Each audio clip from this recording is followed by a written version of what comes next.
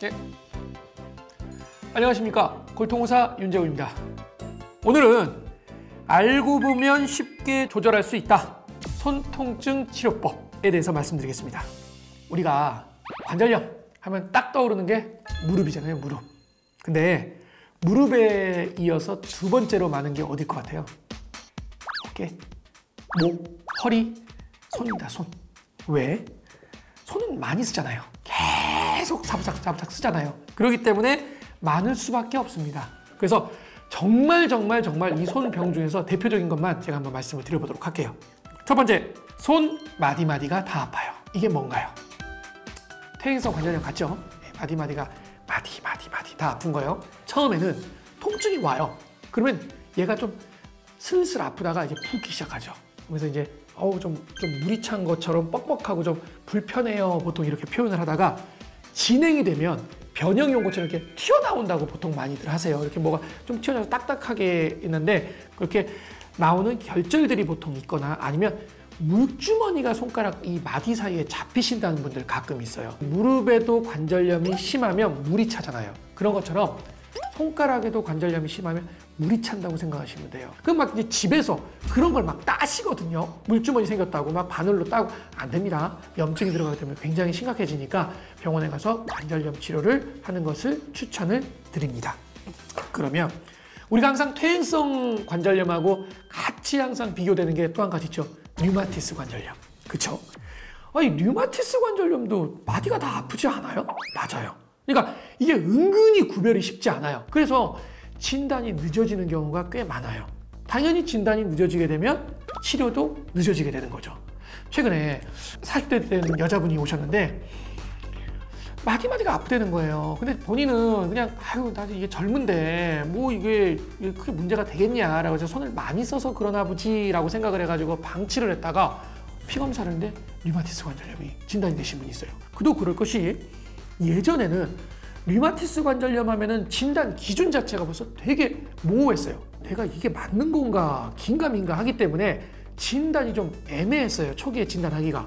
그래서 요즘에는 이 진단 기준이 조금 더 빨리 진단을 하는 것으로 초점이 맞춰져 있습니다. 예를 들면 피검사상에서 이상이 있느냐, 류마티스 인자라든지 CCP 항체라든지 이런 것들에 이상이 있느냐, 아니면 염증 수치가 높냐, 그리고 뭐 큰 관절, 작은 관절 침범하냐, 아니면 증상이 6주보다 높냐, 6주보다 짧냐. 그래서 빨리 진단해서 빨리 치료하겠다.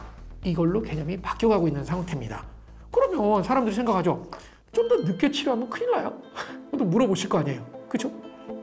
근데 퇴행성 관절염은 원인이 많이 써서 그런 거잖아요. 이거는 진행이 천천히 되는 경향이 있어요. 근데 류마티스 관절염은 추정만 있을 뿐이지 직접적인 원인은 아직까지 모른다기 때문에 이게 진행이 어떤 사람들은 서서히 진행되는 사람도 있는가 하면 다행이죠. 어떤 사람은 굉장히 빨리 진행이 되는 사람들이 있어요. 그리고 퇴행성 관절염은 보통 손에 오잖아요. 그러면 손만 아파요. 근데 류마티스 관절염은 손뿐만 아니라 다발성으로 와요. 예를 들면 손, 어깨, 무릎, 발목 이렇게 관절도 여러 개의 관절이 오고요. 그 다음에 눈, 폐, 심장 이런 데까지를 같이 다발성으로 침범을 해요. 그래서 사망률과 관계도 있습니다. 그렇기 때문에 꼭 피검사를 같이 해서 일찍 발견하는 게 최선입니다. 다음요. 손가락이 덜컥덜컥거리는 병이 있어요. 덜컥덜컥. 총을 쏠 때 우리가 덜컥덜컥 이렇게 쏘잖아요. 그래서 요거를 이름을 방아쇠 수지다. 이렇게 보통 이름을 불려요. 굉장히 많습니다. 특히 손을 많이 쓰시는 분들. 요즘에 막 이거 다 쓰시고 또 골프 많이 치잖아요. 골프. 그래서 처음에는 여기가 아픈 분들이 많아요. 여기가. 내가 이제 손가락이 덜컥덜컥 거리기 전에 여기가 살살 아파왔어요 라고 보통 얘기를 하고요. 그러다가 덜컥덜컥 거려요. 근데 덜컥덜컥 거려도 내가 그냥 손가락이 이렇게 딱 다 펴져요. 또 이렇게. 그러다가 이제 좀 진행이 되면 손가락이 덜컥 거리는데 어쩔 땐 잘 안 펴져요. 얘가. 그러면 이 손으로 얘를 이렇게 펴야 되는 상황이 올 수도 있어요. 이 정도가 되면 여기 마디가 아픈 상황까지 옵니다. 그건 많이 진행이 되신 경우예요. 그래서 이런 경우에는 이제 처음에는 좀 쉬어야 돼요. 많이 썼으니까. 그리고 많이 쉬어야 되고 약도 좀 드시고 뜨근뜨근한 물에 손을 담그는 치료를 좀 해요. 왜 손을 뜨근뜨근한 물에 담그느냐? 피를 많이 가도록 하려고, 혈관을 확장시키는 거예요. 그래서 그렇게 치료를 해보고 그래도 많이 불편하다 그러면 체외 충격파라는 것도 요즘에 많이 해요.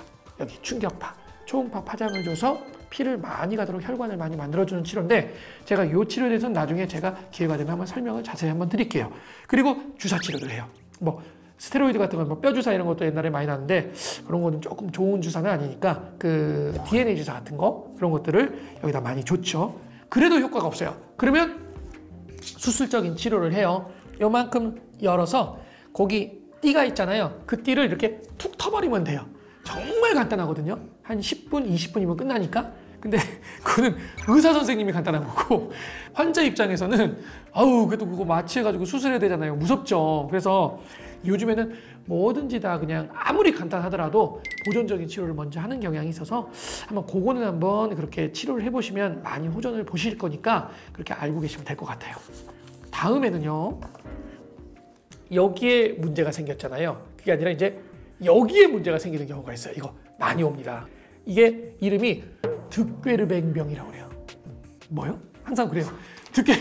득괴르뱅병.